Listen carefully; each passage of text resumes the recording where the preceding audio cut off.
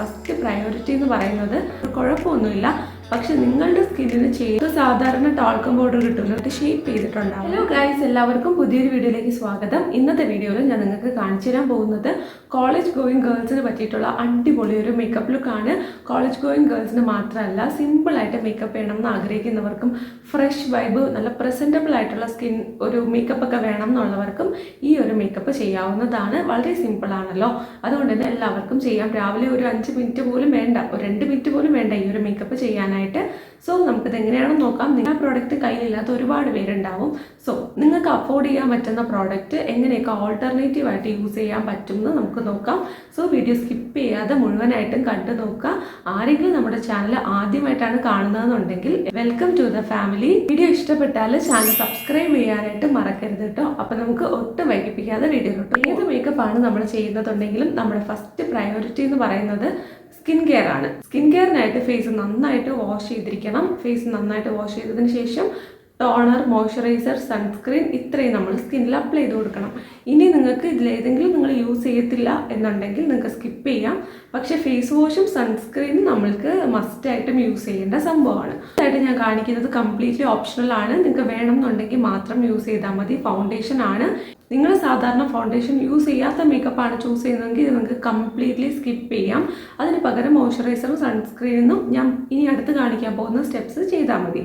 ഞാൻ യൂസ് ചെയ്യുന്നത് എൻ്റെ മോയ്സ്ചറൈസറിൽ അല്ലെങ്കിൽ സൺസ്ക്രീനിൽ ഈ ഒരു ഫൗണ്ടേഷൻ ഒറ്റ ഡ്രോപ്പ് മാത്രം മിക്സ് ചെയ്തിട്ടാണ് യൂസ് ചെയ്യുന്നത്. കണ്ടോ, ഒരേ ഒരു ഡ്രോപ്പ് മാത്രമേ എടുക്കുകയുള്ളൂ. ഇതൊരു ഫ്രഷ് ലുക്ക് തരാനായിട്ട് ഹെൽപ്പ് ചെയ്യും. ഒരുപാട് പേർക്ക് പ്രൊഫഷണലി വരുമ്പോഴും കോളേജിലായാലും മേക്കപ്പ് സ്കിപ്പ് ചെയ്യാൻ പറ്റാത്ത കണ്ടീഷൻസ് ഉണ്ട്.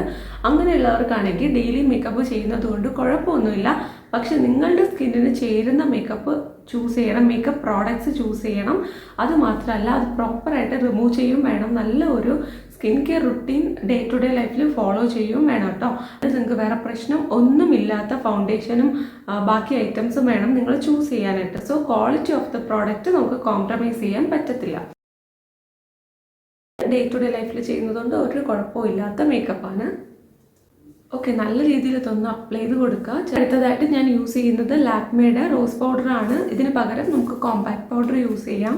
കോമ്പാക്ട് പൗഡറും അതുപോലെ തന്നെ ഫൗണ്ടേഷനും ഒന്നും യൂസ് ചെയ്യേണ്ടതെന്നുണ്ടെങ്കിൽ ഇത് സാധാരണ ടാൽക്കം പൗഡർ കിട്ടുമല്ലോ, ഇത് നിങ്ങൾക്ക് യൂസ് ചെയ്യാവുന്നതാണ്. ഞാൻ എൻ്റെ കോളേജ് ടൈമിലൊക്കെ സാധാരണ നമ്മുടെ ഹിമാലയയുടെ ബേബി പൗഡർ ഉണ്ടല്ലോ, അത് തന്നെയാണ് യൂസ് ചെയ്തുകൊണ്ടിരുന്നത്.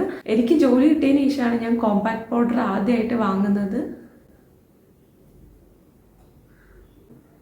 ഇനി ഞാൻ ഐബ്രോസ് ആണ് ഫില്ല് ചെയ്ത് കൊടുക്കുന്നത്. ഒത്തിരി തിക്കായിട്ടുള്ള ഐബ്രോസ് ഉള്ള കുട്ടികളാണെങ്കിൽ നിങ്ങൾ ഷേപ്പ് ചെയ്താൽ മാത്രം മതി.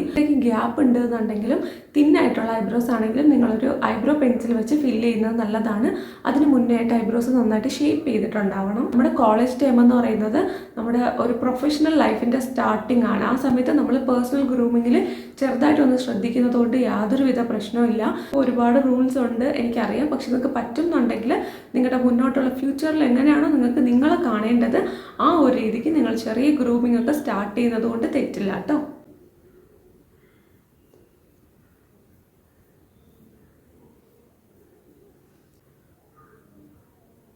ബ്ലാക്ക് കളർ യൂസ് ചെയ്യാൻ താല്പര്യമില്ല എന്നുണ്ടെങ്കിൽ ബ്രൗൺ അവൈലബിൾ ആണ്, ഗ്രേയും അവൈലബിൾ ആണ്. ഐബ്രോ പെൻസിൽ നിങ്ങളുടെ സ്കിൻ ടോണിന് മാച്ച് ആവുന്നത് നോക്കിയിട്ട് വാങ്ങാം. ഒരുവിധം നമ്മൾ പെൺകുട്ടികളുടെ കയ്യിൽ എല്ലാവരുടെ കയ്യിലും കാണുന്ന ഐറ്റമാണ് ഒരു ഐഷാഡോ പാലറ്റ്.